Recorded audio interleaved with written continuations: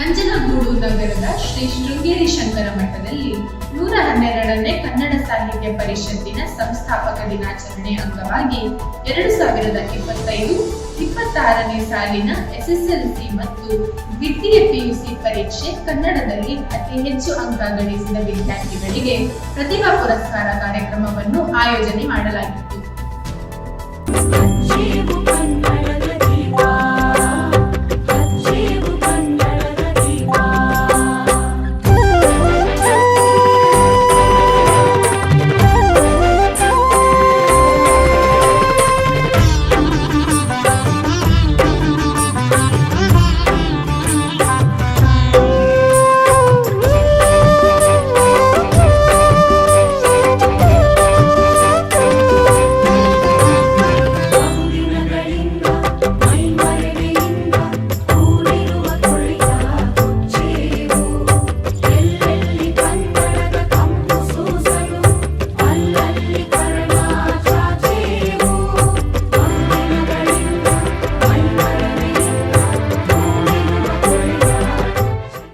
ಏನು ನಡೆದ ಕಾರ್ಯಕ್ರಮವನ್ನು ಮಾಜಿ ಶಾಸಕರಾದ ಕಳಲೆ ಕೇಶವಮೂರ್ತಿ ಅವರು ಉದ್ಘಾಟಿಸಿ ಮೈಸೂರು ಸಂಸ್ಥಾನ ಶಿಕ್ಷಣಕ್ಕೆ ಹೆಚ್ಚು ಪ್ರಾತಿನಿಧ್ಯ ಹಾಗೂ ಮಹತ್ವವನ್ನ ನೀಡಿದೆ.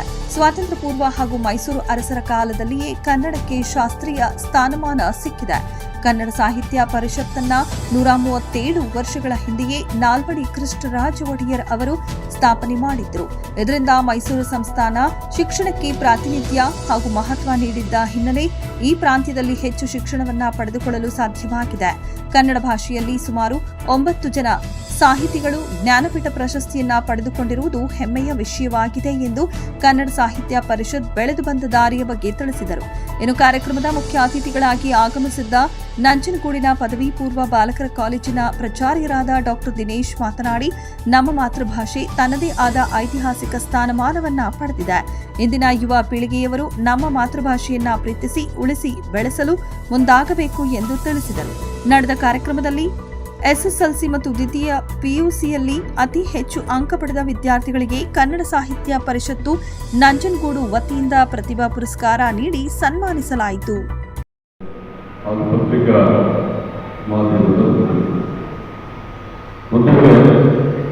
ಈ ಒಂದು ಸಂಸ್ಥಾಪನಾ ದಿನಾಚರಣೆ ಅಂತ ಹೇಳಿದ್ರೆ ಈ ಒಂದು ಕನ್ನಡ ಸಾಹಿತ್ಯ ಪರಿಷತ್ 112 ವರ್ಷದ ಹಿಂದೆ ನಮ್ಮ ಹಳೆಯ ಮೈಸೂರು ಪ್ರಾಂತ್ಯ, ನಮಗೆ 112 ವರ್ಷದ ಪ್ರಾಂತ್ಯಗಳಿವೆ. ಮೈಸೂರು ಒಂದು ಪ್ರಾಂತ್ಯ. ಆ ಪ್ರಾಂತ್ಯಕ್ಕೆ ಕೇವಲ ಆ ದಿನದಲ್ಲಿ ಕೇವಲ 9 ಜಿಲ್ಲೆಗಳು ಮಾತ್ರ ಇದ್ದಂಥ ಒಂದು ಸಂಸ್ಥೆ, ಒಂದು ಪ್ರಾಂತ್ಯ. ಆ ಪ್ರಾಂತ್ಯದಲ್ಲೇ ಯದುವಂಶದ ಮೈಸೂರಿನ ಮಹಾರಾಜರು ತಮ್ಮೆಲ್ಲರೂ ಇವತ್ತು ಯದುವಂಶ ಕಾಲದವರ ದಸರಾ ಆಚರಣೆ ಸಂದರ್ಭದಲ್ಲಿ ತಾವೆಲ್ಲ ವಿಶ್ವವಿಖ್ಯಾತ ದಸರಾ ಮಹೋತ್ಸವದಲ್ಲಿ ತಾವೆಲ್ಲರೂ ಕೂಡ ದೇಶ ವಿದೇಶಗಳಿಂದ ಮೈಸೂರಿಗೆ ಬರ್ತಕ್ಕಂಥದ್ದು. ಅಂಥ ಮೈಸೂರು ಪ್ರಾಂತ್ಯದಲ್ಲಿ ಇದ್ದಂಥ ನಾಲ್ವಡಿ ಕೃಷ್ಣರಾಜ ಒಡೆಯರು ಸುಮಾರು 112 ವರ್ಷಗಳ ಹಿಂದೆ ಭಾಷೆಗಳಲ್ಲಿ ಶಾಸ್ತ್ರೀಯ ಭಾಷೆ ಅನ್ನುವ ನಿಟ್ಟಿನಲ್ಲಿ ಕನ್ನಡಕ್ಕೆ ತನ್ನದೇ ಆದಂಥ ಒಂದು ಭಾಷೆಯನ್ನು ಅಸ್ತಿತ್ವಕ್ಕೆ ತರಬೇಕು ಅಂತ ಹೇಳಿ ಆ 112 ವರ್ಷದ ಹಿಂದೆ ಕನ್ನಡ ಸಾಹಿತ್ಯ ಪರಿಷತ್ ಅದನ್ನು ಅವರು ಸ್ಥಾಪನೆ ಮಾಡಿ ಆ ಸಾಹಿತ್ಯ ಪರಿಷತ್ತಿನಿಂದ ಇವತ್ತು ಕೂಡ ನಮ್ಮ ಮೈಸೂರು ಪ್ರಾಂತ್ಯ ಇರ್ಬೋದು, ಮೈಸೂರು ಪ್ರಾಂತ್ಯ ಆದ ನಂತರ ವಿಶಾಲ ಮೈಸೂರು ಮತ್ತೆ ಏನಾಗಿದೆ, ಕನ್ನಡ ಭಾಷೆಯಲ್ಲಿ 100ಕ್ಕೆ 100 ತೆಗೆದುಕೊಂಡಿದ್ದೇನೆ. ಕಾಲಿಕುಮಾರ ಆ ಹಂತಕ್ಕೆ ಬಂದ. ಯಾಕೆ ಈ ಘಟನೆ ಹೇಳ್ತಿದ್ರೆ, ನೀವೆಲ್ಲ ಗ್ರಾಮೀಣ ಪ್ರದೇಶದ ಹಿನ್ನೆಲೆ ಬಂದಿದ್ದೀರಾ, ಒಳ್ಳೆ ಪುಸ್ತಕ ತೆಗೆದುಕೊಂಡಿದ್ದೀರಾ. ನಿಮ್ಮ ಓದೇನಿದೆ, ನಿಮ್ಮ ಓದು ಇಲ್ಲಿಗೆ ನಿಲ್ಲಿಸಬೇಡಿ. ಮುಂದೆ PUC ಅಂತ, ಮಾಸ್ಟರ್ ಡಿಗ್ರಿ ಅಂತ, PhD ಉನ್ನತ ವ್ಯಾಸಂಗ ಮಾಡಿದ್ರೆ ಖಂಡಿತವಾಗಿಯೂ ಸಹ ನೀವು ಕಾಲಿಕುಮಾರ ಹೇಗೆ ಡಾಕ್ಟರ್ ಕುಮಾರ IAS ಆದರೂ ಆ ರೀತಿ ನೀವು ಹಾಕಲಿಕ್ಕೆ ಸಾಧ್ಯ. ಆದರೆ ಅದಕ್ಕೆ ಪ್ರಾಮಾಣಿಕವಾಗಿ ಶ್ರದ್ಧೆ ಇರಬೇಕು, ಮನಸ್ಸಿರಬೇಕು, ಓದುವ ಹವ್ಯಾಸ ಇರಬೇಕು, ಹಾಗೆ ಸಹಾಯ ಇರಬೇಕು. ಸಹಾಯ ಇದ್ದರೆ ಮಾತ್ರ ಸಾಧ್ಯ.